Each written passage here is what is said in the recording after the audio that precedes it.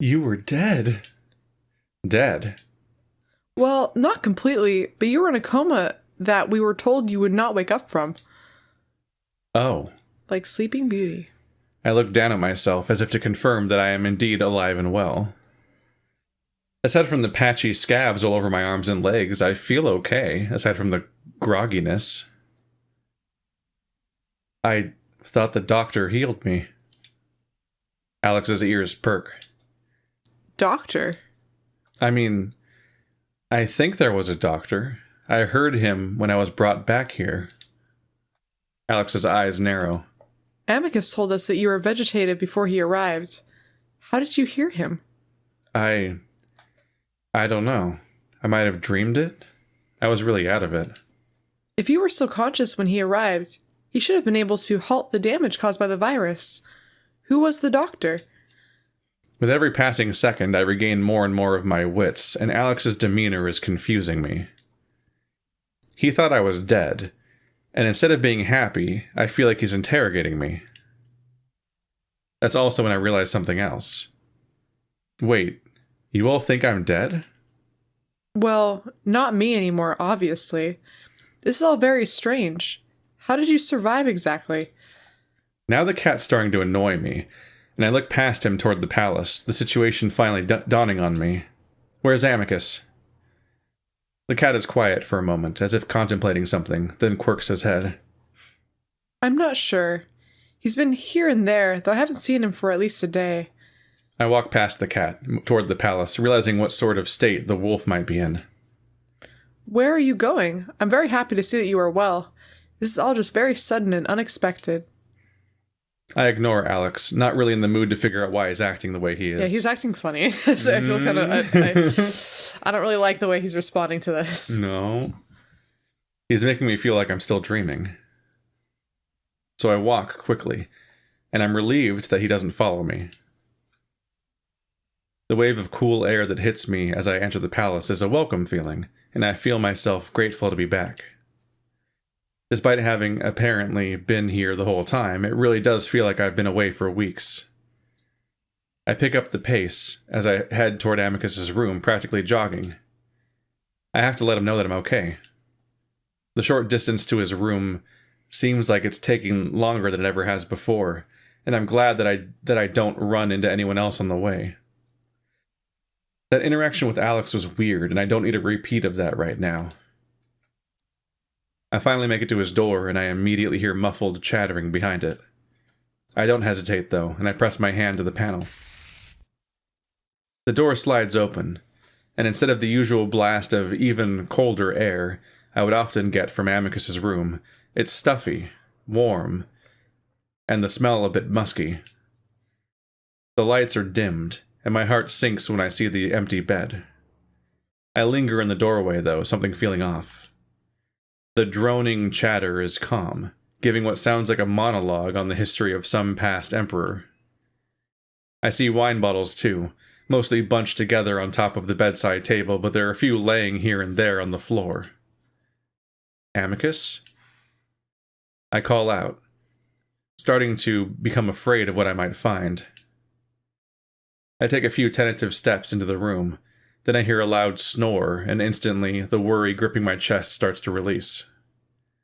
I'd recognize that sound anywhere. I hurry over to the other side of the bed where I find my wolf splayed out on the floor, a wine bottle next to his head, only in his underwear. He's clearly asleep or passed out, muzzle hanging wide open as another thunderous snore shakes the floor. Amicus! I crouch down next to him, resting a hand on his chest, trying to shake him awake. His only response is a few more broken snorts before drooling out the side of his muzzle. I switch to patting at his face, then grabbing his muzzle and shaking it around, noticing how crusty the fur is, something I've never felt on Amicus before. Yuck. Amicus. I consider slapping him like I've seen people do in movies. Then I see the bottle next to his head and decide for another approach. I snatch it up and hurry to the bathroom. I hold the bottle under the faucet for a good 5 seconds, letting it fill up with soapy water up to the halfway point before I hurry back into the room. Meanwhile, Calm doesn't seem to notice me, droning on about how this particular emperor was known for having a fondness for orchids. What a defining factor for an emperor. This is my personality. I crouch down next to Amicus again, hesitating for a second as I wonder if maybe I should call a Kato. Probably not Kato. Neferu, maybe, just in case Amicus is actually in trouble. I don't know how much a wolf can drink before it can kill him, but the sheer amount of bottles laying around the room worries me. I decide to go ahead with my plan, and I open the bottle over Amicus's face. It pours directly onto his nose, and he immediately chokes, turning his head this way and that to avoid the stream of bubbly water. I have a moment to wonder if drowning him is the best approach before he suddenly sits up, pawing at his face. Ugh! The wolf covers his eyes, and it's only then that I realize how irritating the soap might be for them. Yeah, you poured just soap right in his eyeball. Oh, yeah. Shit, sorry. Should I get some water from the shower so you can rinse your eyes out? Yeah, probably. Amicus freezes, still covering his face, then slowly lowers his paws to reveal his bleary, bloodshot eyes. He stares at me in a way that he never has before. He's looked at us that way. It's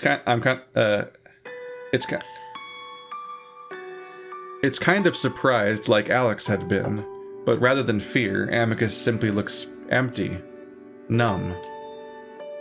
Are you okay? I reach out, but Amicus turns his head away. Away with you, ghost. Enough of your torment. He keeps his head turned away, eyes closed. Ghost? Amicus, it's me. I reach out and grab his face, and that seems to shock him as he jumps and turns to look at me right in the eye.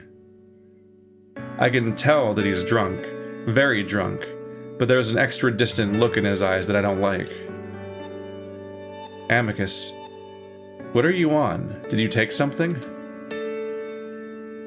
I hold his big head steadily, feeling the fullness of his cheeks in my hands, looking into his familiar eyes, no matter how glazed and unfocused they are. Then I find myself throwing my arms around his neck and leaning into his body, the reality of the situation crashing down on me all at once. Amicus gasps into my ear, as if my touch suddenly makes him realize that I'm real, that I'm here. Clumsily, he starts to stand up, pulling me up with him. It's difficult because I don't let go, almost getting lifted off my feet before I settle on letting go for just a moment to hug him lower, around his body, pressing my head to his chest, hearing his heart hammering inside. Finally, he's able to get a grip on me and push me away, despite my intention to cling to him forever. He holds me at arm's length, staring at me. I clutch his paws on my shoulders, staring up at him, feeling my eyes start to water. Is this possible? No. Please. I can't handle another hallucination. His expression keeps morphing from hope and awe to devastation. I feel his paws grip into my shoulders tightly, almost painfully, as if to make sure I'm real. It's me. I woke up in the garden for some reason. I'm okay. I want to hug him again, but he keeps holding me away, looking at me up and down, pushing my hair back and feeling my crusty skin. But how? I don't know. I just remember having crazy dreams, then I was in the garden. As I'm talking, I think Amicus is finally believing it's me, and I notice that his body is starting to sway in a worrisome manner. Amicus? I reach out to steady him, but as I do, his eyes roll back, and I realize there's no way in hell I'm going to keep this wolf, over twice my size, from toppling over. I try anyway, wrapping my arms around him as Amicus falls backwards, his bulk pulling me down with him before he falls back first onto the bedside table, sending bottles flying while his upper back and head smashes into the wall.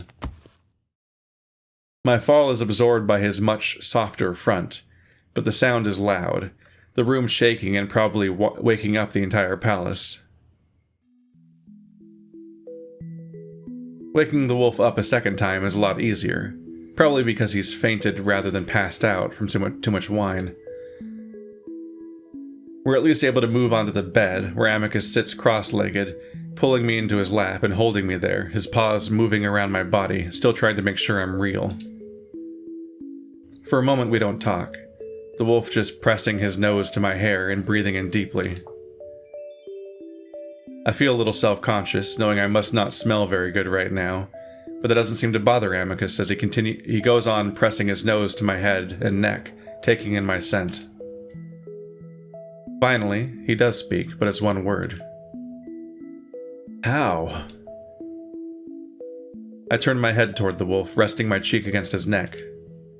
I don't know. I really don't even know what happened to me. You got sick. So sick. You were having convulsions, brain and nerve damage. It was terrible. Amicus's arm tightens around me, his voice, normally deep and strong, now sounding weak and broken. The statement worries me, though, and I have to wonder if I really am better. There seem to be patches missing from my memory, and I do feel different, like I'm not fully myself, but I don't really want to think about it right now. I think I remember a little bit of that. I lift my arm up, showing Amicus the shiny, crusty scabs on my arm. It was aviapox. I can't believe I didn't consider the possibility of disease and illness for you. I'm just so used to the idea of any new arrival on Adastra going through that process. Obviously, we did it a bit differently. Yeah. And honestly, I'm not even sure I'd have you do it. I don't know if you'd react differently to those vaccinations. Each species has their own customized cocktail. And aviapox isn't included in the vaccination set. It's such a mild virus, we've never seen anyone react to it the way you did, even other primates. I think back to how quickly I became sick, how quickly I almost died. I notice Amicus looking down at me again, and I look back up at him. What? Amicus shakes his head. I'm just still trying to make sure you're here, that you're real. I'm afraid if I let you go, if I even look away, you'll disappear. His arms tighten around me again, squeezing a huff of breath out of me. I'm here, I promise.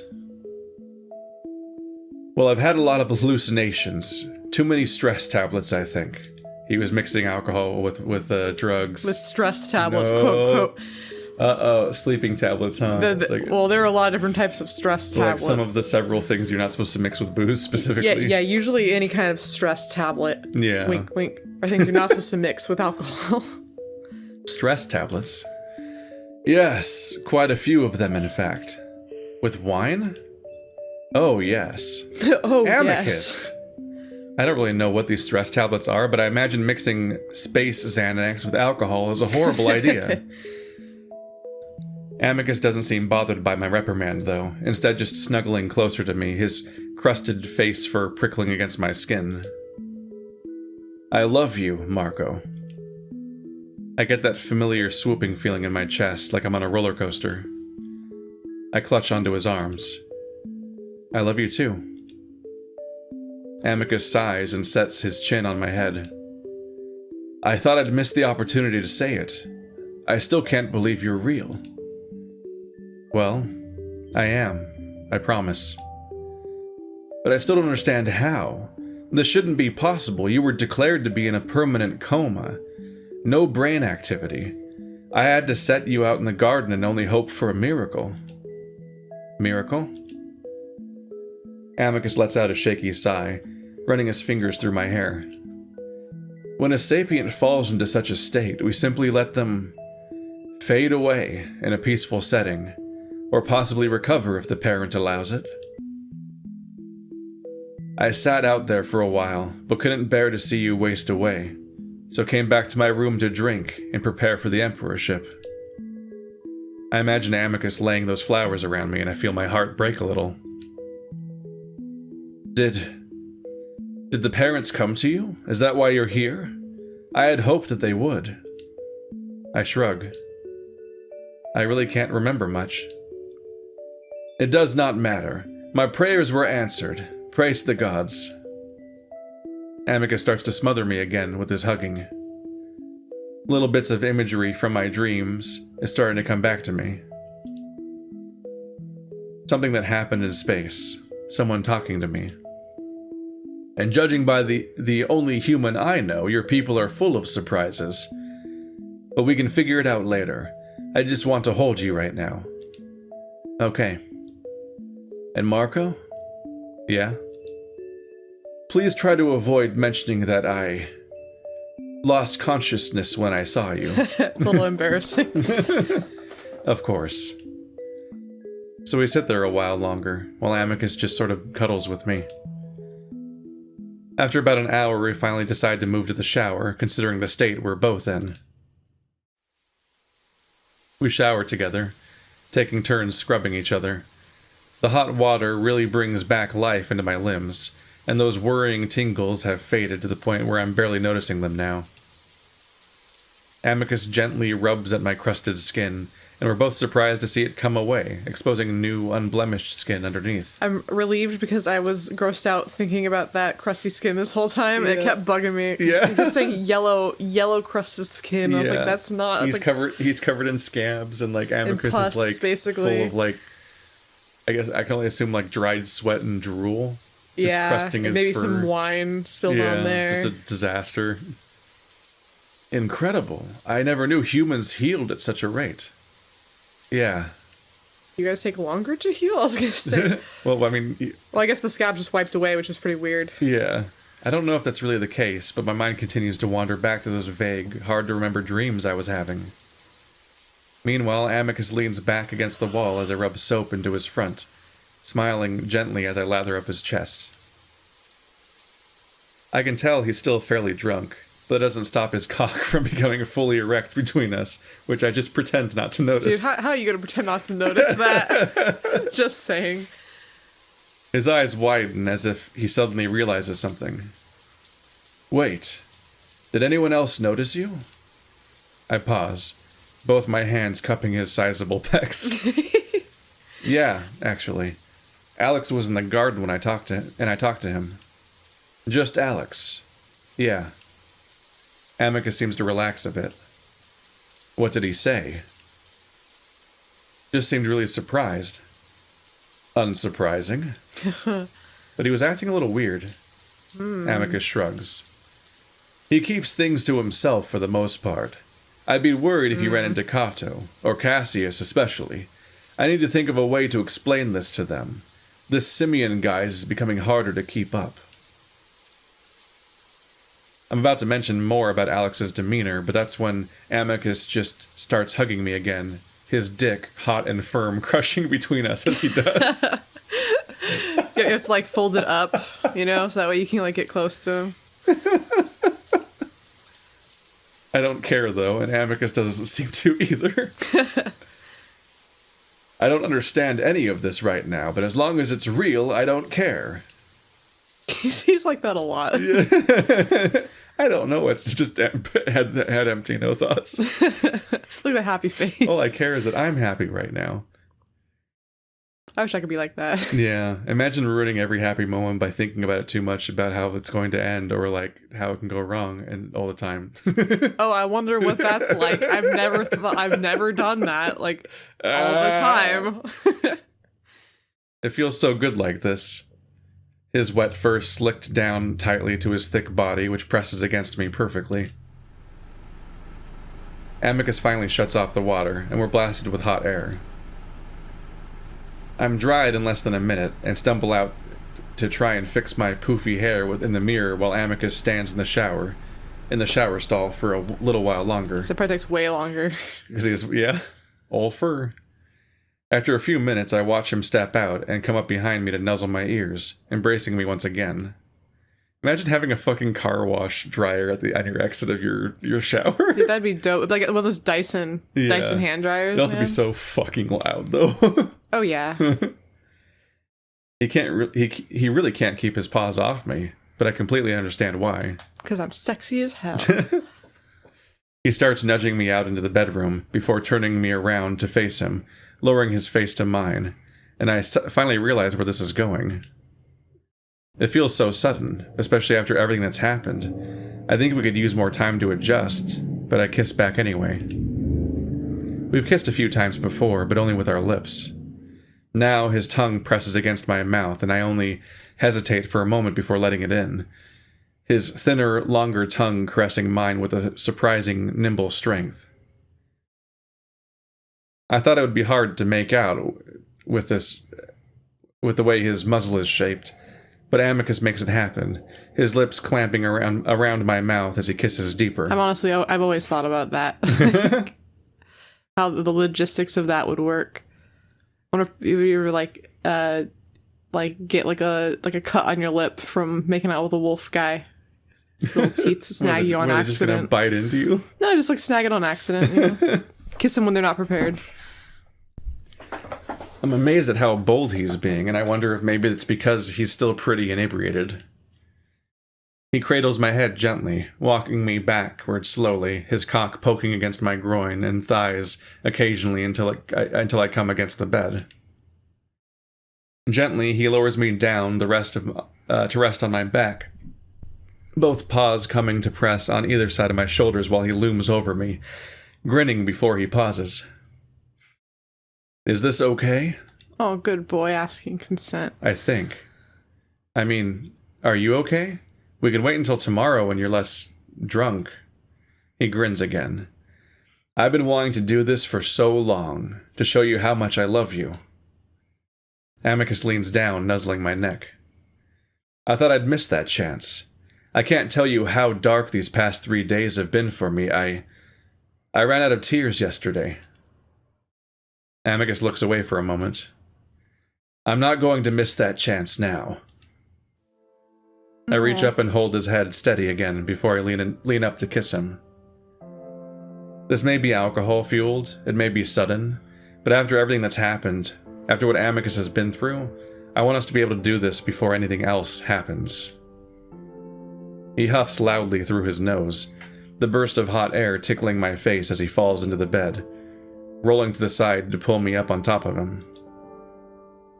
His massive, soft body cushions me like it always does, rising and falling with his quickened breaths, his kissing becoming more and more aggressive as he lets out little growls and snarls. All the reservations I had about having sex with an alien wolf fall away at that moment. After everything that's happened, and everything that's and especially after almost dying, I just don't care anymore. We grind against each other, both of us hard now, as we just explore each other's body, his giant paws sliding up and down my sides while I do the same to him. Eventually, I sit up, straddling his waist, looking down at him, just sort of taking him in. Again, he has that silly grin on his face, his paws on my thighs, kneading at the skin and muscle. You're beautiful. Oh. That makes me laugh. Beautiful? Well, you're adorable. Amicus raises an eyebrow. I'm not sure that's the correct descriptor for the next Emperor of Adastra. I lean forward and aggressively rub at his belly, his weak spot, immediately neutralizing his snark as his paws flop back above his head, eyes almost rolling with pleasure before he squeezes them shut. He writhes and arches around my hands, leaning into the rub as I slide my hands up to his chest, all the way down to his lower stomach. When that happens, I feel his dick jump against my rear, making me realize how hard I'm getting him. I'm getting the same way, as I make the strong, thick body below me undulate with pleasure. I love the word undulate. Undulate. His head rolls from side to side, tongue flopping back and forth, and when I giggle at him, that seems to finally bring him out of his trance. He growls and grips my arms. That is cheating. With that, he rolls me over, easily reversing our positions as he mounts me, pinning my hands above my head with one paw. With his other, he tries to rub at my stomach, which makes me laugh and squirm until he finally lets off. That doesn't work on primates. Seemed like it worked well to me.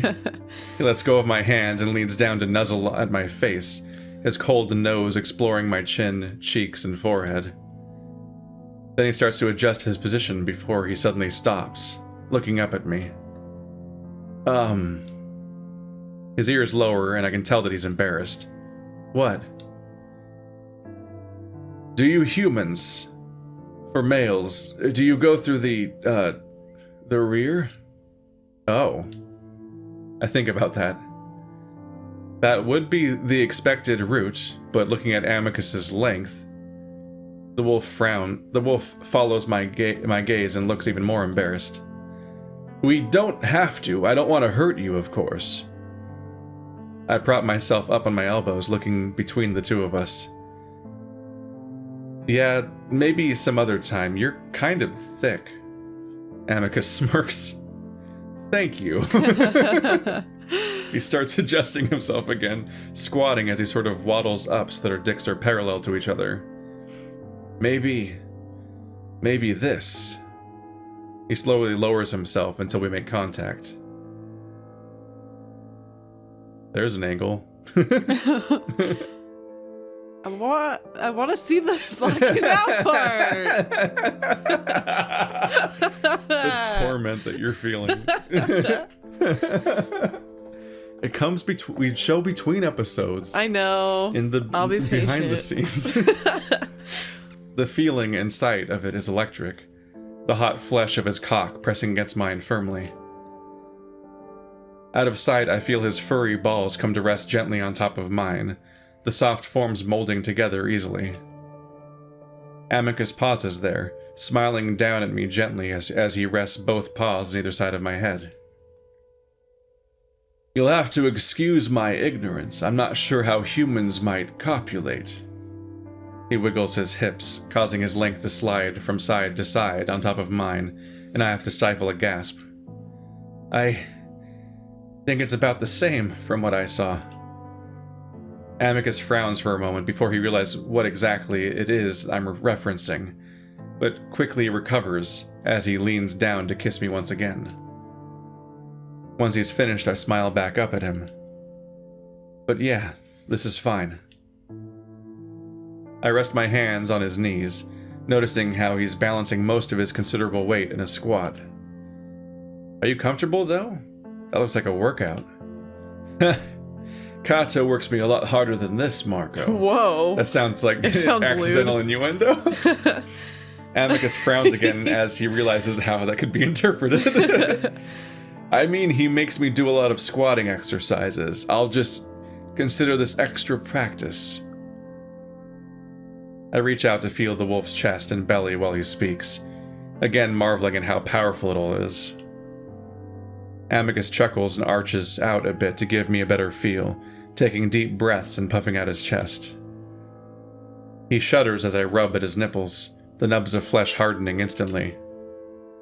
So now that you're comfortable... Tentatively, Amicus reaches down with his left paw and carefully lifts my length from his stomach to press against his.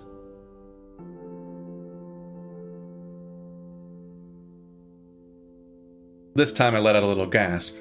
Being squeezed together like this is sending a jolt of pleasure up from my dick through my body and into my brain.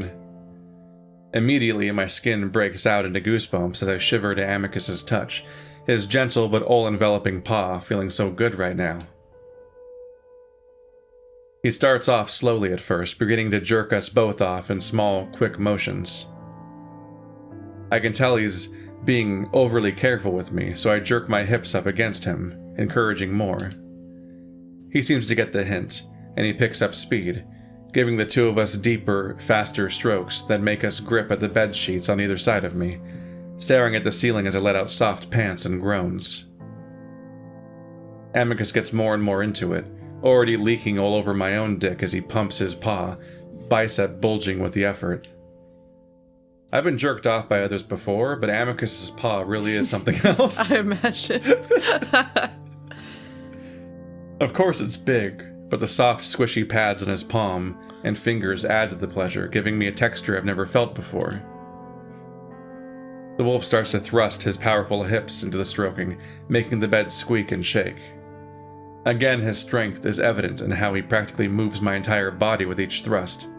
The idea that he's holding back turning me on even more. I feel his heavy sack bouncing on top of mine. My knees jerk up with each thrust, and each time they do, I feel his large rear end slam up against them, its furry form tightening and clenching.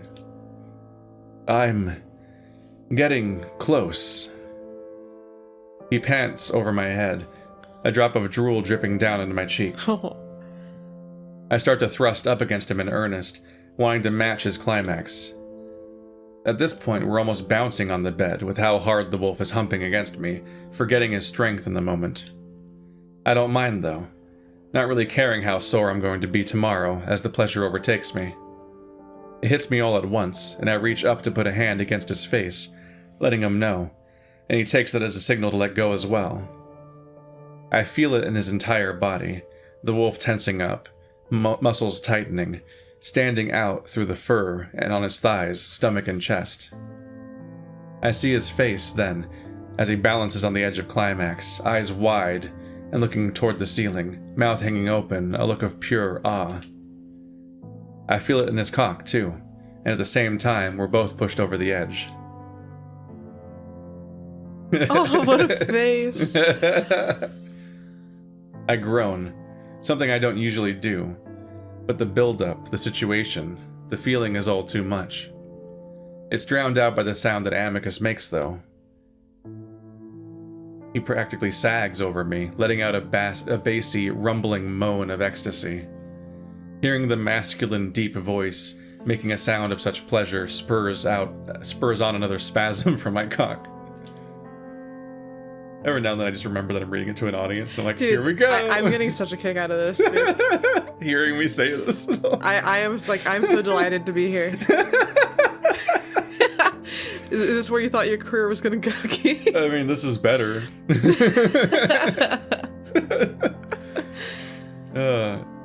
I'll take this over fucking Ghost of Tsushima any day. It just, I get to sit here with my good bud Keith, listening to him read porn to me. Yeah. It's so just nice. like you always dreamed. It's so pleasant. It's so cozy. It really is, honestly. I think the same happens to Amicus, because he suddenly hunches forward again, muzzle right next to my ear as he groans out again, his hot rush of breath on the side of my face making me shudder. The big wolf continues to thrust against me, in time with the spurts from his cock. The look on his face now one of goofy pleasure, his long tongue drooping out, dripping onto my chest. His climax goes on for several seconds longer than mine, and I watch as he spurts over my stomach over and over until finally he collapses down against me, his fur damp with sweat, and all of his puddle.